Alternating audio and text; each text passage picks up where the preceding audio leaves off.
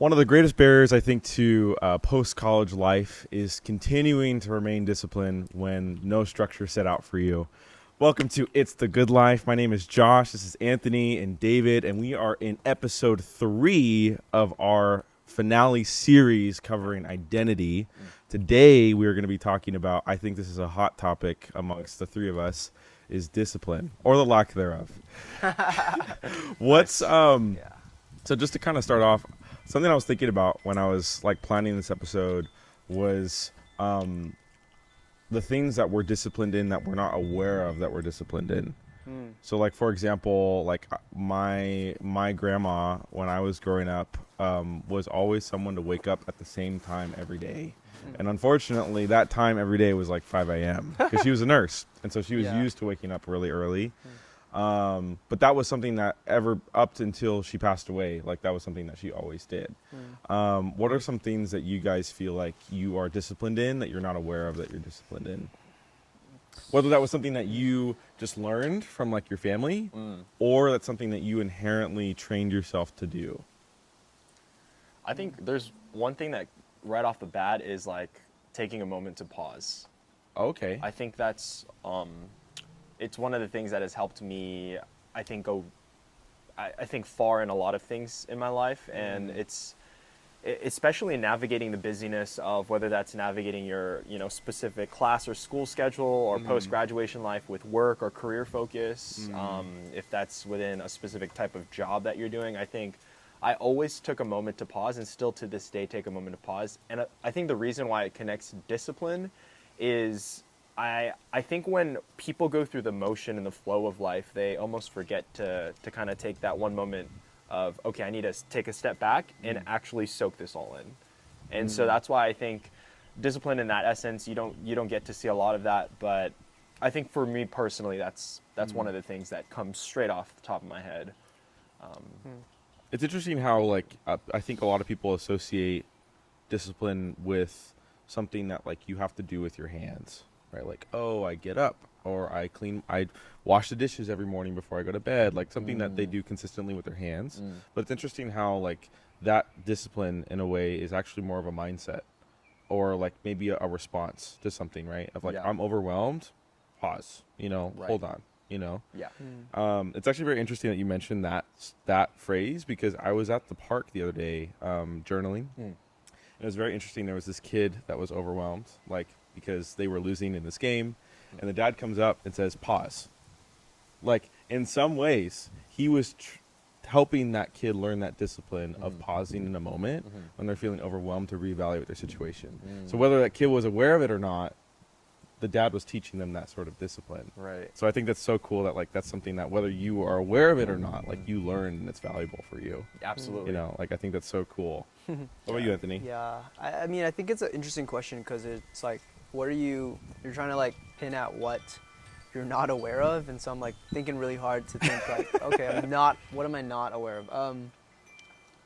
I think among a few things, I think it's more of like, working as ICU nurse, it's made me realize, like, even coming outside of the hospital or doing things outside of work, that, like, life is oftentimes less, like, the problems that we make things to be aren't as big as they are, in other words, and working in ICU, like, definitely makes me realize how short life is, but then I guess I unintentionally live life very much, I guess sometimes spontaneously, but also with that mindset that, like living every day like it's your last, because I see so many people in their last days. And I think that perspective is something that I don't always think about, but then like intrinsically it bleeds out into my lifestyle, as you guys can probably see.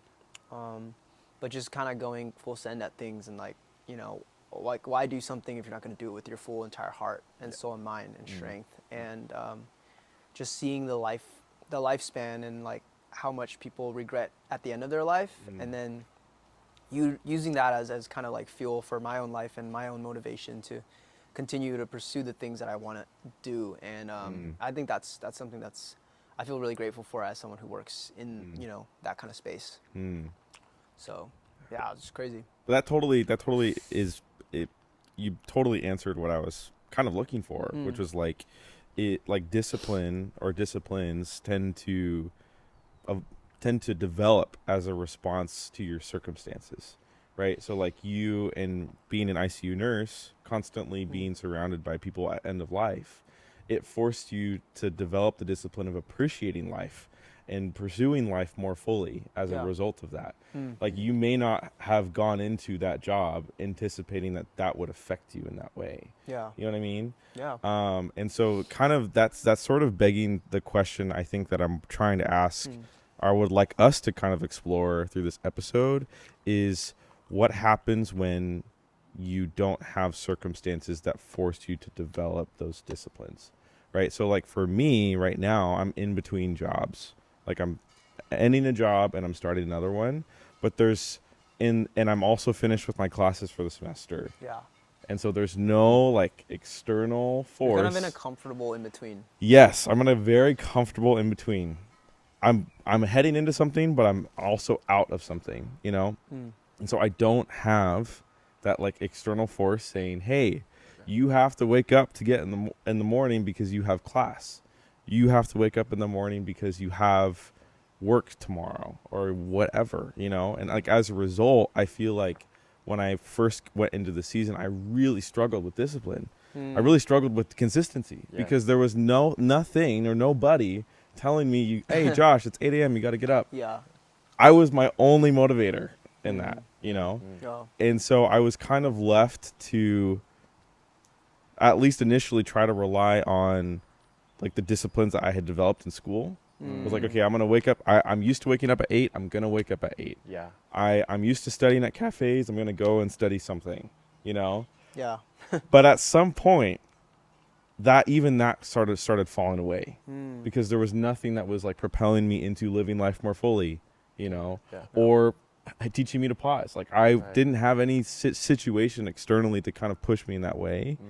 And so I guess that's something that I want to explore. And I'm going to talk about, you know, Yeah. my journey of going through that throughout this episode.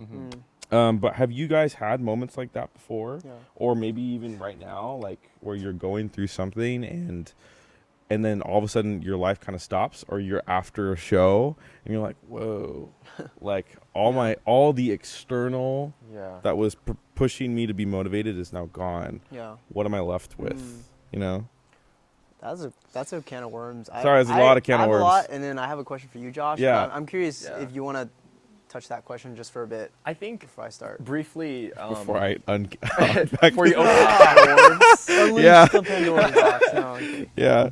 Well, Josh, I think you answered the question that you asked for us to explore, and I think a lot of it has to do with your internal motivation. I think it has to do with you setting that standard and almost like you forcing yourself to, I think, create new habits and behaviors of life that ultimately are understood as discipline now. Because discipline, when you're challenged, looks like, okay, I need to shift into this mindset so it looks like my life looks almost like this, where I'm waking up 6 a.m. so that I'm able to go to work on time and Yeah. serve. But I think the diversity of that briefly is a lot of it then comes from, and this is why I emphasize the pause, is because when you don't have things telling you or challenging you or pushing you in a corner to tell you, okay, you need to lock in, you're left with yourself. And I think from that point on, it's you setting those disciplines from your heart, from your soul, and with all your heart, mind, soul, strength, everything that you've got, you're saying, okay, I'm going to do this specific habit or this specific thing. And I think that's ultimately where, in essence, where discipline can be integrated. So I think briefly that was just a beautiful place to kind of put a pin in. But Yeah. yeah, wonderful idea. Yeah, there was a lot. I think it's, after hearing what you guys both said, it's also interesting for myself, like coming off of a competition season. Like this after period is very different than it was the last time I competed 2 years ago. And very briefly, I think it was because this time I didn't place as well as I wanted to.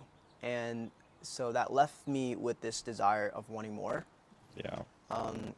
But that kind of goes back into your story, Josh, of like that desire of wanting more has to be there for you to really have that motivation and desire to keep on chasing that thing. Yeah. Whether it's the banana hang over your head or the fire, under your butt. Like you need one of those push or pull factors for you to move in some way or the Yeah. other.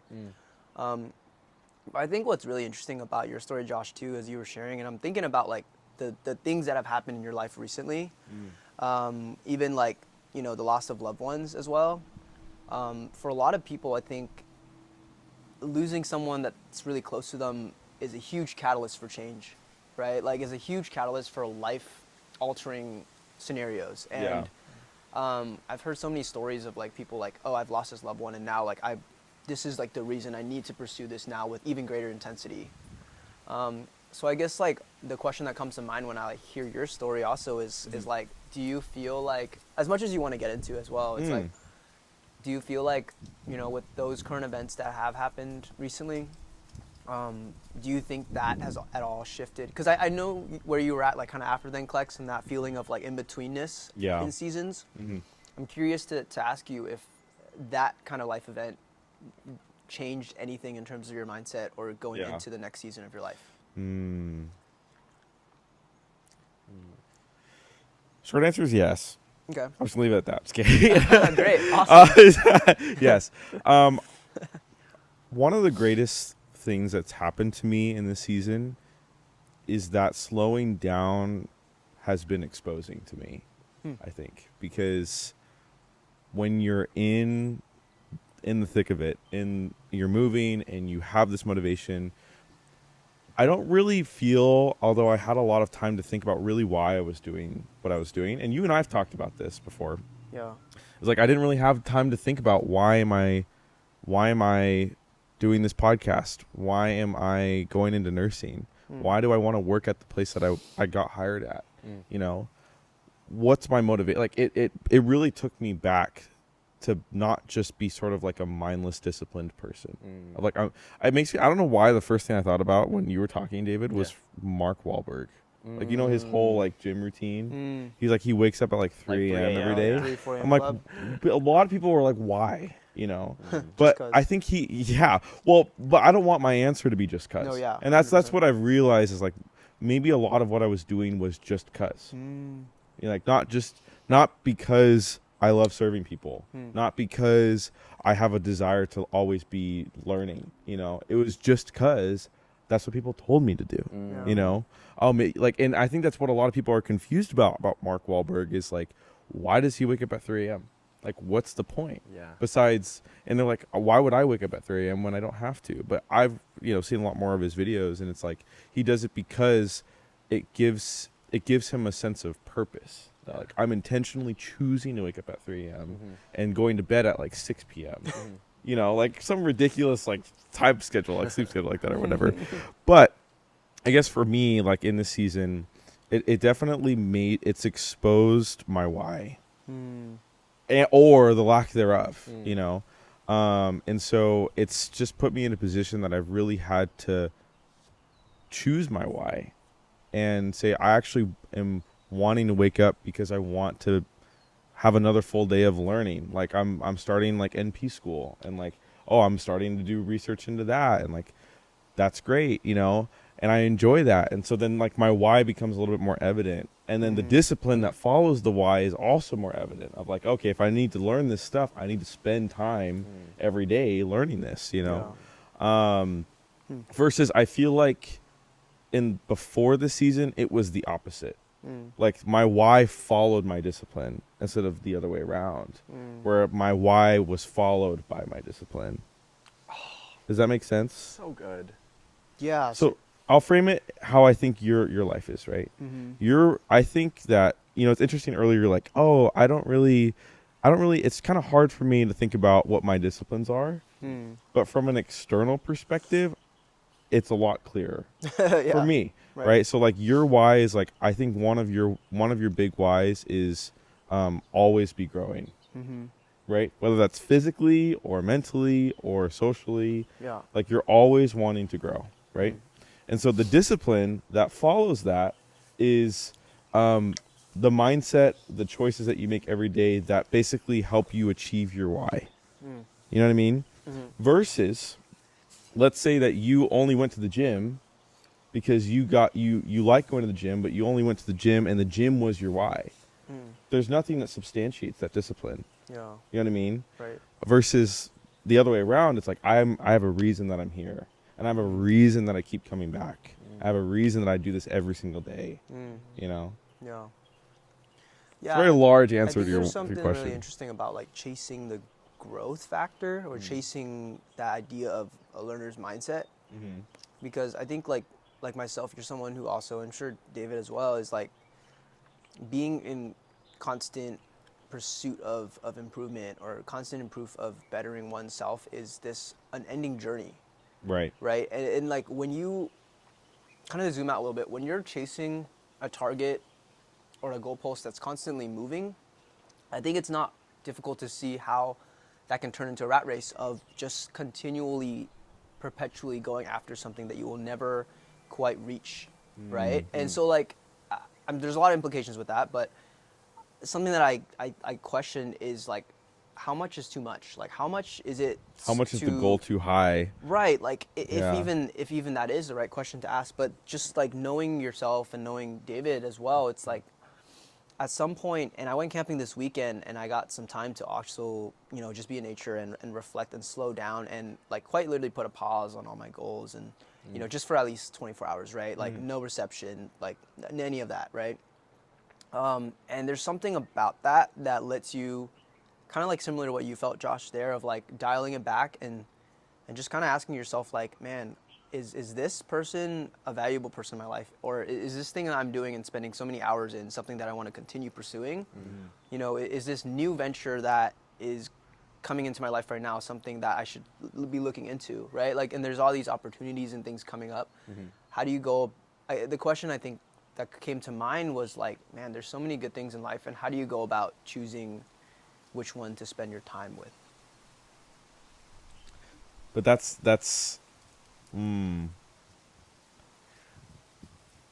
But I guess that goes back to, and this is I would want to throw us at you, David. And this is based on what we talked about in the car, right? Like I think that this is something that goes back to what my point was, which was that's why it's so important to choose and know your why. Right. Because if you don't, then you're the decision about what you're gonna do with your life becomes less obvious. Yeah. So like my why is I want to always be in a position that I'm serving others. That's like one of my core whys.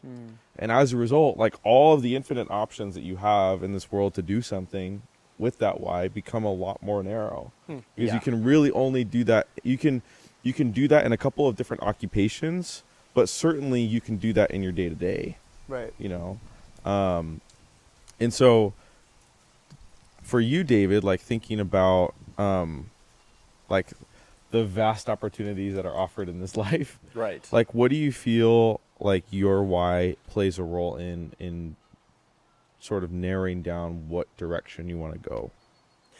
Does that make sense? A lot of it has to do, yes. A lot of it has to do with the relational aspect of, which is so relevant to what we're talking about, but the self-betterment of one's own life.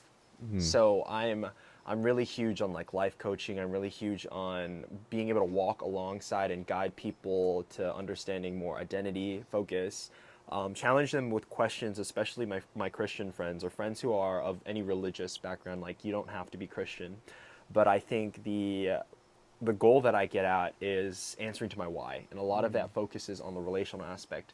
Are you getting better at your life? Are you becoming a personally more developed person in which you're maturing, you're growing in mindset, you're healing from your past traumas and hurts, and getting 1% at least more clearer of the picture that you're walking in every single day that you're living? And I think that answers a lot to my why. So then what does that look like on a practical sense of the day-to-day daily life of David?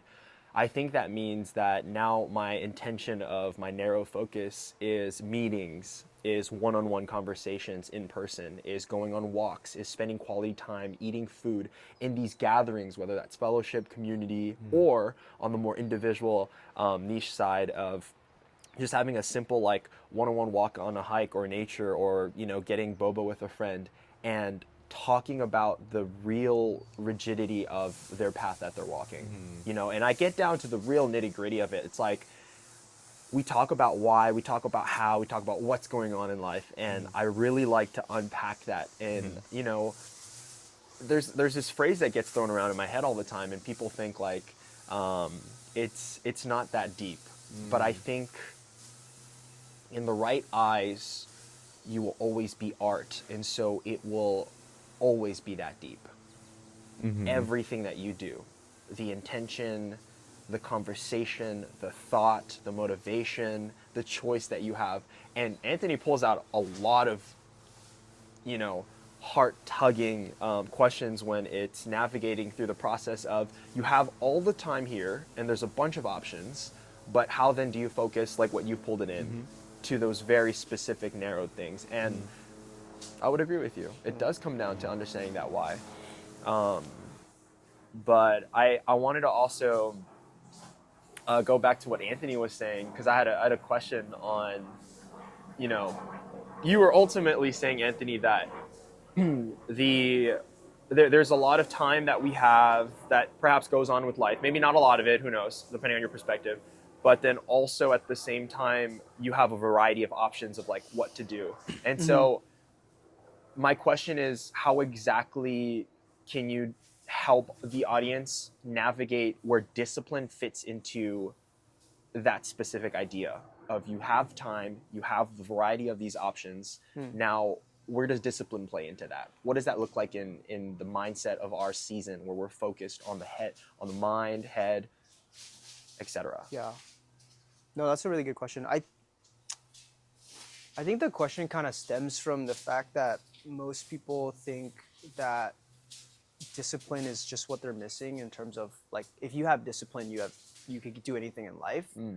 Whereas I think the way that I understand it now is realizing that discipline is only useful when you have the opportunities in life to apply it to. And I think that's something that's not really often talked about. But even if I have the most discipline in the world, like the fact that if I didn't have like my bachelor's of my BSN, right, I couldn't be a nurse no matter how hard I tried. Like there's certain things that open certain doors in life that allow you to apply that discipline towards. And I think if I were to be able to talk to my younger self in terms of like what I should do with my time, I think building discipline is always something that's worthwhile, because discipline is I think a muscle that you can continually develop, and it takes time to develop.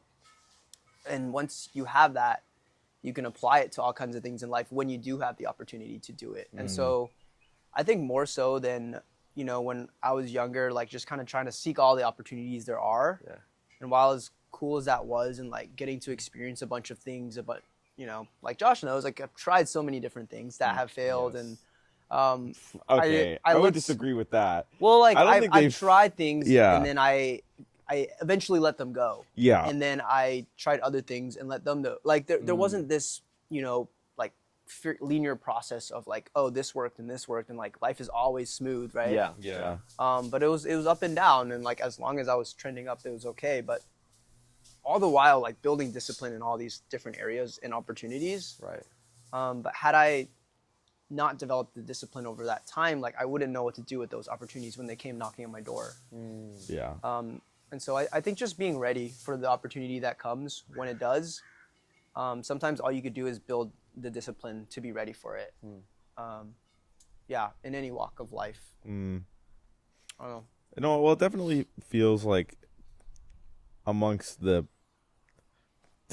unpredictable nature of your life from a friend's perspective, I do feel like your discipline is one of the things that has always remained pretty consistent. And that's not necessarily like discipline in terms of like your physical choices, because those have changed, right? Like those disciplines have changed, but I think your mindset has always been like the same, at least from what I've seen and what I know about you. And I feel like that's something that I guess that's something that I've always, for a long time, I was confused about when it came to being your friend. Because like, how do you maintain that like for so long and in so many different things? But I realized it was because I think one of the things about discipline that is difficult to learn, or to like go against when it comes to becoming disciplined is like fear, I guess. Mm. Because like I feel like for me, when I first started going to the gym, I was like, I don't think I could do that. Like Anthony could do it, maybe David. I can't do that. Yeah. It's too hard to go 3 days a week and work my arms out and whatever. Like it felt like it was too big, Right. you know. And maybe it's not even fear. Like maybe it's more just like a lack of confidence in myself to be able to follow up with something.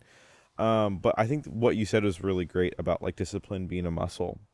Like anything in your body, like it's something that can be developed, but it's also not something that develops overnight. You know, like it's something that you have to choose to do over and over again. And like one of the things that I think helped me when it came to developing, like just for example, the discipline of going to the gym was telling myself and believing that I will not regret going to the gym after I go, Yeah. you know? And I feel like that's a mindset that you have with anything that you've done is like, I will not regret after the fact that I tried this, you know? And like even that inherently can give context to what you're trying to be disciplined for, you know? And so I guess like something I would ask, and this is like for the audience members who have been watching us for so long, if you have been tuning in, which we thank you for, like for someone who maybe like myself, right, has something in their life that they want to do, but is aware of the fact that it's going to take a lot of discipline to get there. What do you feel like is sort of the kickstarter or catalyst for someone to start developing discipline in their life? Because you've had it for so long, I believe. Yeah. And but I still think you, like David and I, are both on the journey of continuing to foster that. Yeah. But like, if let's say like me, a couple weeks ago, I was just like in bed. I'm like, I don't want to do anything, but I can. Yeah. I have no reason not to. You know, what would be something that you can say to that person? Wow. I'm sure David can speak into this as well with someone like with a lot of discipline, but I think something that I often tap into is the idea of my identity. And it's also, I think, deeply rooted in understanding your why. But there's a book called The Power of Habit. It's by Charles Duhigg. Yeah. It's a very popular book. You might have actually read it. But one of those things it talks about is where you draw your why from. And that's when like the why gets a little bit deeper. And the one thing that I want to pull from that book is just the fact that like seeing myself as someone who works out is different than seeing myself as a bodybuilder. Completely different day and night difference. Because if I see myself as someone who works out, that's just something that I do, that's a part of my identity.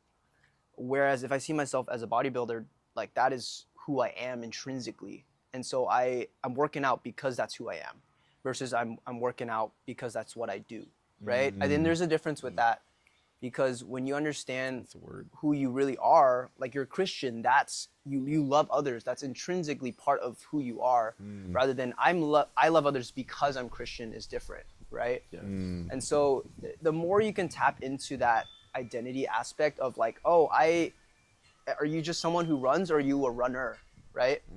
Are you a nurse or are you just a person that participates in nursing, right? Like, are you a climber or are you someone who just likes to climb? Like the intensity that you approach that thing with is just so different compared to other people. And that's why I think something that I said after my bodybuilding competition was this one felt personal to me because truly like at the heart of it, I consider myself a bodybuilder. Whether or not I step on stage too, I think like the aspect of having that level of depth of intention and identity is important in whatever you apply yourself to, right? Yeah. You're like, Josh, you're not just, you're not just like what's another example? Like you're like the identity that you are as for instance, son, like you're just your mother's son. You are like a son, right? And like living into that identity is so different.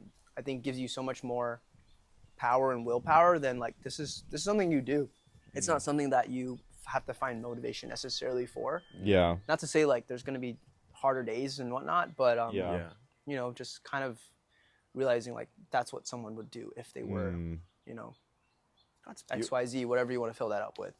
Wow. beautifully said, Anthony. I wanna add on to that as well. Your wonderful thoughts and everything that you're saying. I also think that discipline within what you were saying, Anthony, is also looking at taking up those two different paths. One of those, if we're taking the instance of, you're a person who just works out or you're a person who's a bodybuilder. I think the beauty of discipline is even in those two paths, you can find the significance of how your why is connected to the bigger, essence of almost like the origin of your why. Like there's a significance as to why your own unique why is important, because if you take two different people who have the same specific, we'll keep it as at a general level of like, they both have their own specific whys of they love to serve others and save lives. But then the origination and essence of that why can look so different. I lost my mother at a young age. I went through child abuse and I saw how helping others was super important because when they get hurt, you need someone to heal. So I think, looking at it in that way, it takes a very disciplined mindset. And I think all of us here have discipline in some essence or another. Try. And I really do. Yeah, and why I try. say that is because all of us, we've showed up today. And the art of showing up is so difficult because a lot of people who understand that they have an existence in this life, they don't necessarily care as deeply enough to show up to a friend's graduation, a birthday party, your mom's getting married, or, a little sibling is coming into the family, or anything even smaller than that, like a bookstore owner asks you that they're going to share their book, you come to their entire event. It's a very small thing. You make that decision to carve time out of your day to support them. And I think the art of showing up, discipline, it's all interconnected in this. And so when we navigate like the beauty of what we're talking about, the why and how it goes deeper and looking in these two different lenses, I think there's a importance that we have to hold on to. And I think when you unpack what identity looks like, I think that's a good start. So if we were to answer, going back to the question that you had posed, right, Josh, Yeah. is what for the audience, what does it look like to get onto this journey to start discipline? I think it's not thinking that it has to be perfect, anything, like your whole plan, your execution, how you're going to act, what you're going to think, the thoughts that you're going to say, everything. I think it's just taking that first step and just doing that process, right? So if that means you got to open up your journal so you can unpack your identity, so you know your why and your origination of that, and you want to start making videos to encourage other people, or if that's you wanting to start going to church now because you want to be, better your heart, I think it can look, diverse that way. So, yeah. Well, I think it's actually a great segue into sort of the last segment of this episode that I wanted to cover, which is spiritual discipline. And it's very interesting that like you talk about discipline not being something that's perfect, whether it's at the beginning or where you are now, like something that I have been wrestling with is like, how do I be holy in the eyes of Jesus, and it's like this idea of this lifelong pursuit of something that we will never see the end of, until we're with him. Right. And it sort of begs this question of like, if we're inherently broken, what's the point? It's something that I've struggled with. Like if I'm inherently going to keep sinning and making mistakes, then what's the point of even trying to follow Jesus? Right. And something that, a book that my girlfriend is reading, which is talking about like pursuing holiness and like pursuing, becoming like Jesus, notes that it's not about being perfect, but it's recognizing that Jesus is the gap in between you and perfection. And like, I think that goes back to what you were talking about, which is, it's less so about being perfect in a discipline of like waking up at 3 a.m. every day, like Mark Wahlberg. Like I am certain that there are days that he doesn't wake up at 3 a.m. Mm. Does that mean that he's any less of a person committed to his discipline? No. Are there times when I fall short in sin? Yes, we all do. But does that make me any less worthy of who Jesus is? No. Yeah. You know, does that make me any less of a Christian? No. You know? And so like I think that that's something that I think is important for anyone who's considering going to discipline, is like what you said, David, is like you're not going to be perfect probably ever at what you're trying to be disciplined for. But let that be a grace for yourself to recognize that that's part of the process. You know, like, am I ever going to be a perfect Christian? No. But am I always going to be desiring to be the best that I can in the eyes of Jesus? Yeah. Absolutely. Am I going to fail? Absolutely. But that doesn't necessarily change the fact that, you know, like Anthony said, I'm a bodybuilder, like I'm a Christian. This is the life I'm pursuing living. As a bodybuilder, your life is pursuing like perfection in that sense, but it's also like the part of the process is recognizing that you are unique and you have a body that you are working with, and the joy is the journey. You know, like I feel like, so I went to see Anthony's bodybuilding show and I think the best part of the show is not necessarily the show itself, but reflecting on the journey that Anthony had to make to get to that space, the discipline necessary to even show up, like David said, you know. And it's like, yes, like it was so amazing to see you on stage, but I'm like, man, I have interacted with you so many times across the past like year and a half preparing for this, and I'm like, wow, like so amazing that I could be here and support you in the product of your discipline. You know. And it's really crazy. I think that a friend that I was talking to after the fact that came to the show, it was really interesting to hear everyone's thoughts. Like coming to your first bodybuilding show, I'm like so curious about like, what do you think? Talk me through like your impressions, your expectations, and something that really hit me, and I guess I never really realized up until you said it, was like, you realize you trained for a whole like year and a half just for your 30 seconds on stage. Right? that is something too. And so short. And it hit me, and I was like, you know, I think you're right in a sense, but the way you're looking at it is as if that moment on stage is all that mattered in that journey. Wow. When that entire year and a half was really what Yeah. I enjoyed and what was I was after. Right. And That's crazy. Yeah, and then he goes and asks, and he's like, so how much money do you make from this? And I'm like, honestly, I lost a lot of money doing this, you know?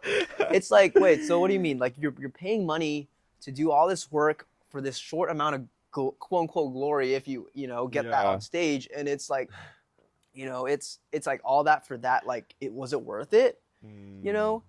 And I think so much of our conversation today about discipline, I think something that I often was told was like, keep the end in mind. Whether it's like your end goal is to be a nurse, then keep that in mind, right? Your end goal is to create content, like, or be a YouTuber, like keep that end in mind. Yeah. My end goal is to be on stage, like keep that in mind, but always realizing like how important that journey is to get there. Yeah. The day in the day out, that's what really gets you to that end goal. And yeah, I think there's just so much like, there's so many lessons that you learn along the way, as opposed to just like being there on show day was kind of almost just like the cherry on top. Yeah. It wasn't really the bulk of the lessons that were learned in the process. I feel like that's like something that I've been told about graduating, which I am this Friday, technically, you know, with nursing. Crazy. It's like, oh, like, aren't you happy that like it's over? And I'm like, honestly, when I passed the NCLEX, I was like, I'm so excited for like what's next. I was less focused on like, I've achieved this, you know. I have a coworker at work, and I remember when I was talking about him graduating, he's like, yeah, I didn't even go to the graduation. I was like, why didn't you go to the graduation? You worked so hard to like go through that whole journey of, and he was like, he's in military and like did military to get the education benefits to do nursing, like a whole journey to get to that end goal. He's like, well, it wasn't about the graduation. It was never about that. It was about what can I do now as an outcome of this. And I feel like it was very interesting because I saw you right after your show, and your my first response was like, I'm so happy to be here. And your first response was, I'm feeling fired up for the next one. You know, and like I feel like that's like the beauty of discipline. Is less so of like I've achieved this discipline and I've achieved this bodybuilding show. It's like this is just a milestone in the lifelong journey of growth that you have.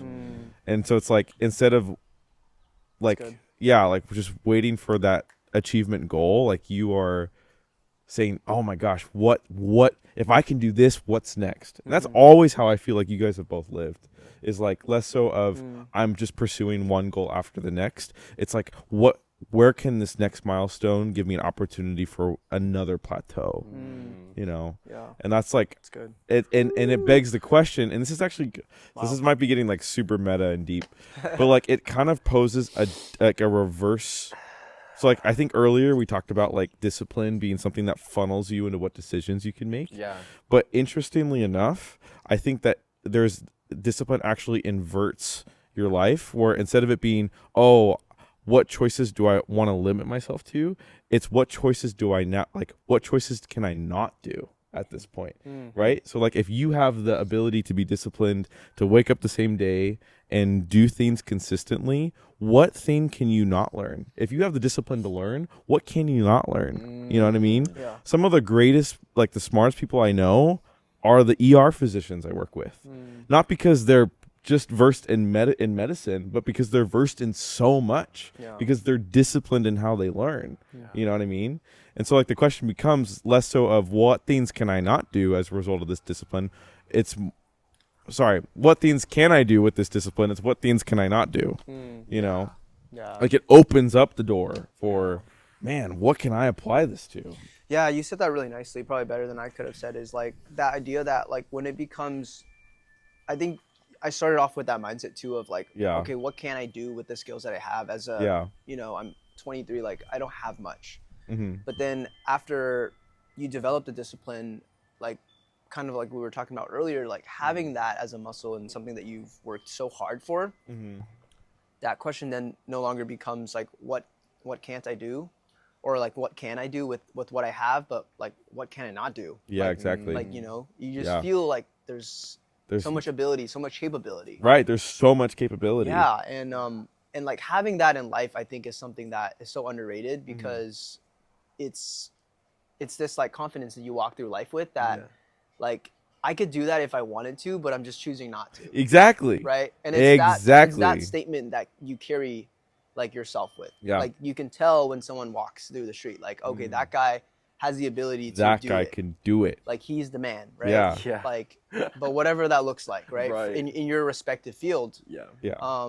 you know, it's crazy. Like the ER physician, he could probably go back to school and do No, whatever he wants. There's right? an ER physician who I work with. I don't know if you know him, but he not only is a medical doctor, but he got his JD as well. Yeah. Ooh. Because he's a doctor and a lawyer. Oh my. But it's like, it's not surprising because the implication of having a medical doctor is you have discipline to get that far. So what means you can't do that? Right. You know? Yeah. Wonderful. And it makes me think about you, David, like we talked about on the way here, right? Is like there are, like we were talking about the possibilities. Yes. Right? Yes. And it's like, if you have the right discipline, what can stop you? right. And that kind of scopes me back. I think this is kind of a greater question that I want to ask, right? Is like, I think faith-wise, that's the question that Jesus asked us. Is if you follow me, what can we not do? Yeah. You know? Like, it's like that song of like, if you are for us, then what can stand against us, Right. right? Yeah. And it's like, that's true, right? It's like with God, anything is possible, right? And so, yeah, I think that's great. kind of something that I want to, like, as we're just kind of thinking about closing thoughts here, like, we've kind of already talked about like this notion of if someone doesn't have discipline, like what are some things that you can do to like kickstart what discipline looks like. But I think we've unpacked that discipline is not that linear. Yeah. Like not just something you kickstart on like a car engine and then you just go. Like it's something that you have to choose. Not only like in doing, but also in conjunction with who you are, relative to like that motivates the discipline. So I think one question I have, this might be like super, super broad, and you can take it how you want it, is when you, when you are Lord willing, a senior in a senior home in your 80s, what are the things that you would have hoped that you would have done or been disciplined to do looking back on your life? So for me, right, one of the things that I saw my grandma who passed away recently is that she was disciplined in serving others her whole life. All the way when she was in a senior home, people always knew her because of the way she served others. Even as a 90-year-old who couldn't do much for herself, but was always serving other people.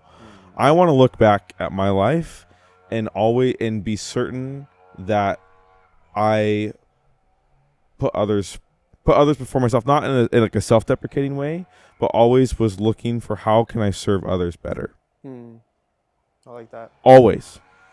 Yeah. That's a discipline that I want to live throughout my whole life. I think that for me, the one that comes to mind is maybe a bridge off yours, but it's the idea of it's like I think being the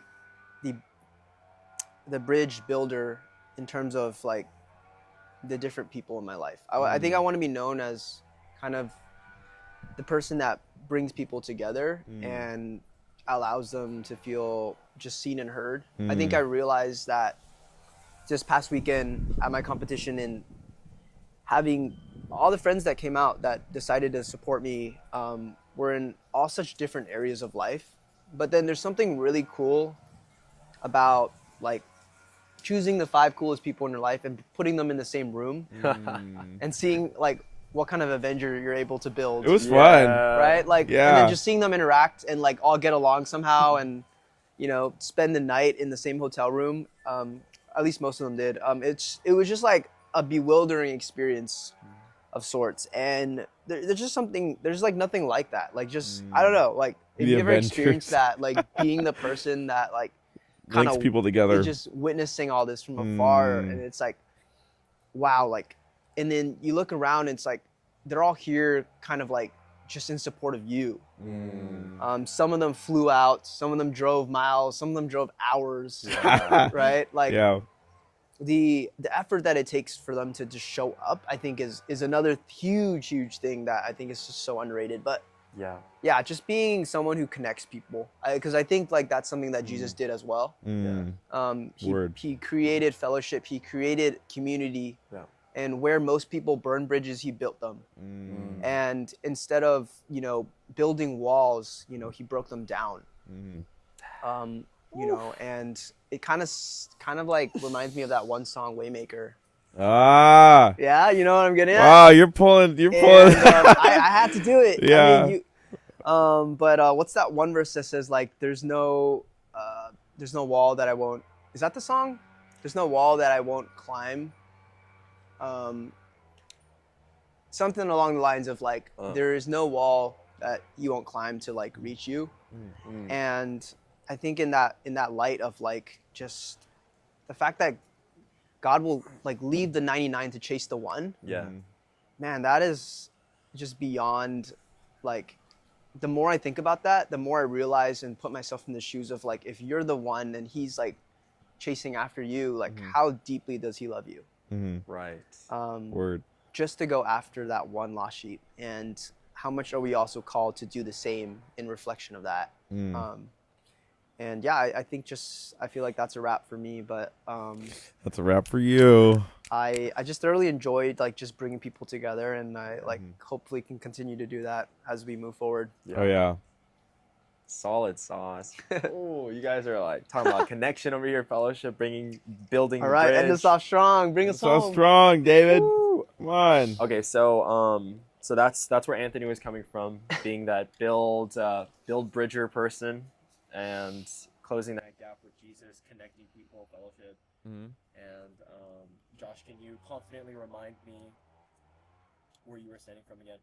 Brief, like bullet points. Yeah, so I mean, we talked about like we talked about a lot. Honestly, it's hard to put it all in one bit.